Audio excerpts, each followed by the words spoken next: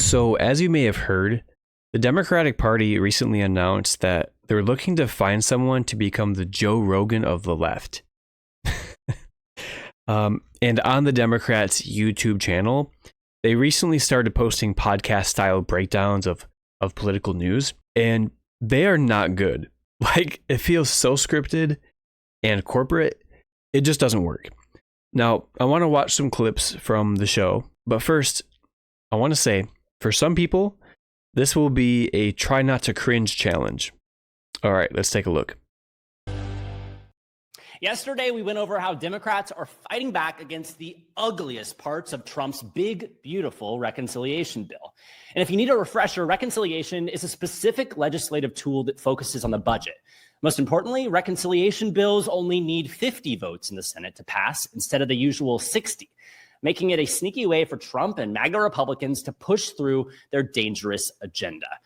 The Senate's on track to begin voting on the legislation this weekend, with House passage potentially as early as next week.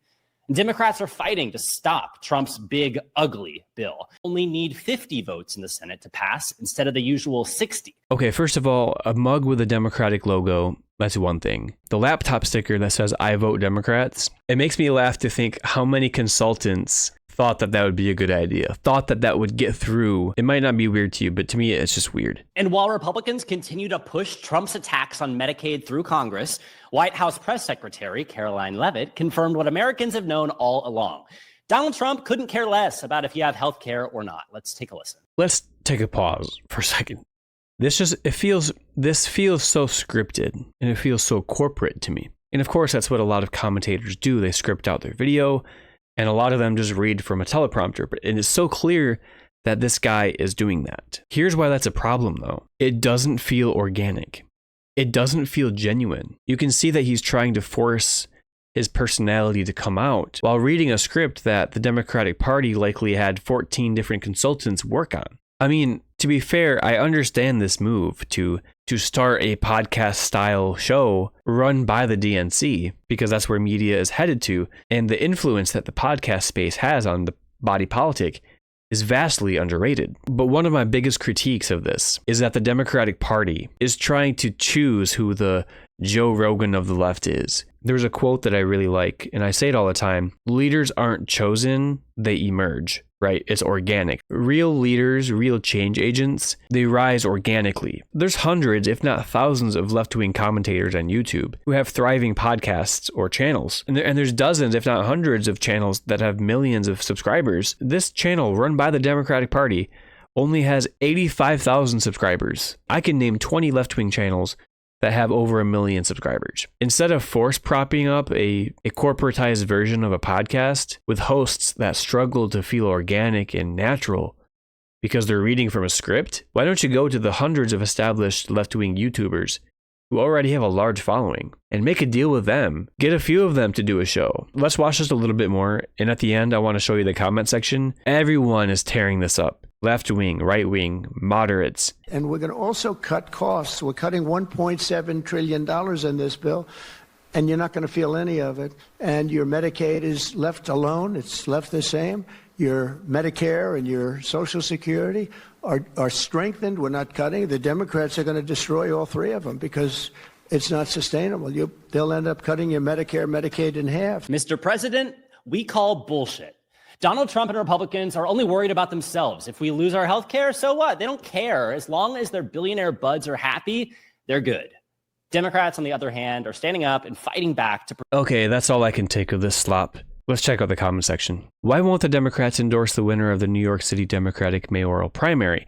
What happened to vote blue no matter who? This is talking about Zohran Mamdani, a Muslim Democratic socialist who won the Democratic primary for New York City mayor. And the Democratic Party, the DNC, has been silent.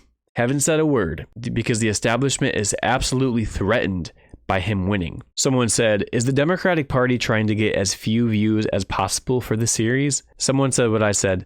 What in the holy slop is this? Where's any mention of Mamdani? This podcast series is supposed to be breaking down recent news and political happenings, and there was no mention of Mamdani whatsoever. Kind of pathetic. What is this slop? I can't even begin to imagine who this bland channel is supposed to appeal to. And look, before some dummy in the comment section says, What, is it because he's gay? The podcast host. I can't believe I even have to mention this, but no, it's not because he's gay. It also has nothing to do with the fact that he's super white and skinny and like nothing about his appearance or sexuality. It's that his personality, it feels forced. It's so clear that he's reading a script. This show appeals to no one. There's hundreds of left-wing YouTube channels that people love. And do you know why you love them? Is because they have a personality and you feel like you're getting a genuine commentary from them. This is the opposite. Someone said, just quit, Curtis. Go do a show on Broadway. You're as sterile as a clean room. Guys, here if you want real leftist material, Kyle Kulinski is the way to go. He at least has a soul. This dude's the reason we lost Kamala election. Okay, I was with him in the first part about Kyle Kulinski, but this dude is not the reason why Kamala lost, but I get what he's saying. DNC lab creature is crazy. Again, though, this feels like it's manufactured. It feels forced. Is this what the money you guys want me to donate goes to? Yes. Yes, those weird emails you get from Kamala Harris saying, hey, it's me again. Or if you sign up for any Democratic Party email, it'll be, we need you, Justin, or whatever your name is. It'll say, we need you. And it's asking for like $5, $10, $25 or whatever. Some of that money goes to this slop. It's a waste of money and it's a waste of energy. This is a good one here. Who is this for? Again, there's so many other YouTubers you can get your news from. Someone said, weird, creepy vibes from these videos, bro. It's so disconnected. Someone said, it's insane how useless this party has become. Follow Zoran or fade away. This is pretty important. Follow Zoran as in follow his blueprint. Advocate for progressive policies. Stand 10 toes down or get the hell out of the way. That's it.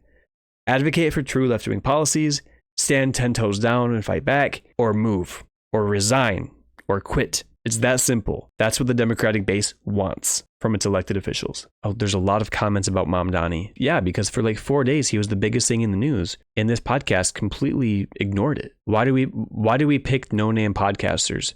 No wonder Dems are cooked. Not just a no-name podcaster, but this Curtis guy was the media director of the Harris-Walz campaign and the current DNC media director in charge of all media productions and outreach. Democrats endlessly failing forward. Someone said, I hate this. Yeah, I feel ya. That's how I feel. Thank you all for watching. If you want some more commentary like this, please subscribe. Like the video if you found it even 1% interesting. And yeah, peace.